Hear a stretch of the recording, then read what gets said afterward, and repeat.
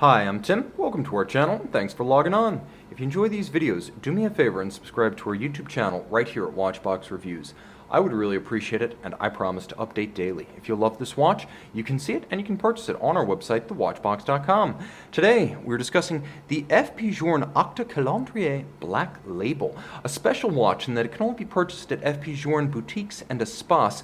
It's even more exclusive by virtue of the fact that you must be an existing FP Journe owner to own a Black Label watch. Well, fortunately, this one pre-owned is available immediately, and it's a bit of a time capsule in a few respects, as it is one of the earliest of the Black Label models. It features the discontinued annual calendar, style and complication, and it's matched to a period-correct full platinum FP Journe bracelet.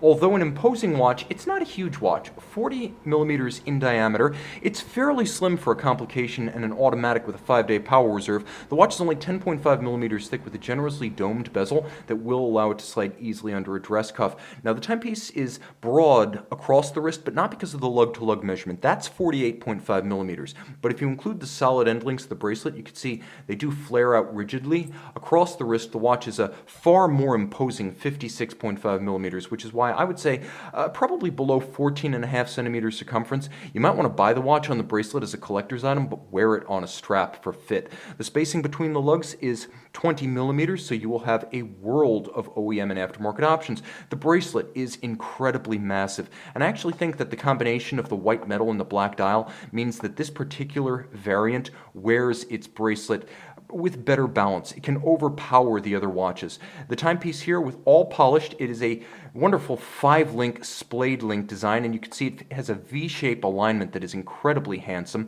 The timepiece featuring satin finished link flanks nicely squared off at their shoulders to give them a sportier look, with all the individual removable links fixed by screws, no pin sleeves here. The clasp is substantial, but it's also a bit of a throwback. You can see the design of this earlier version of the FP Journe bracelet, and the fact that it is white gold. This is what minimally plated white gold looks like. If you've ever wondered what it looks like before it's extensively rhodium plated, it's basically this color. And you can see, in contrast to the platinum, the difference between a truly white precious metal and white gold in its elemental form.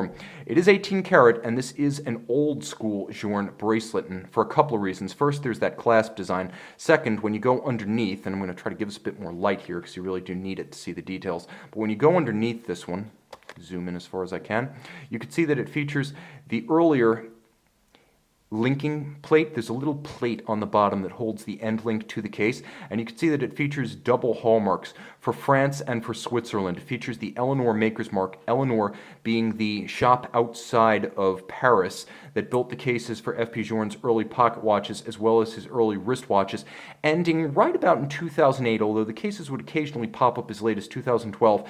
The Black Label series came about in 2008, and I believe this is one of the earliest examples.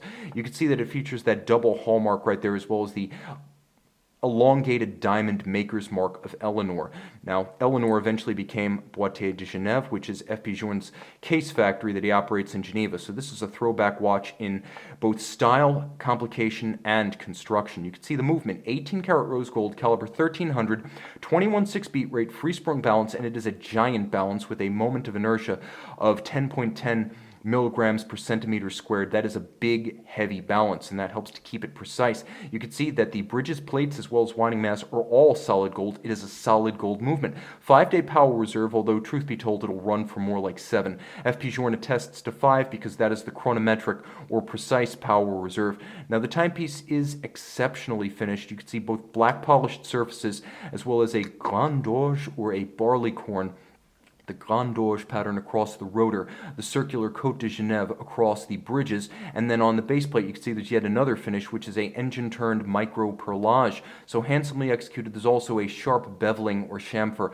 on the edge of every bridge. Now, the movement features an annual calendar module on the top. The octas were designed to be modular complication bases. So you have an annual calendar, and this was first launched Well, back in 2003, it gained the rose gold movement at the end of 2004.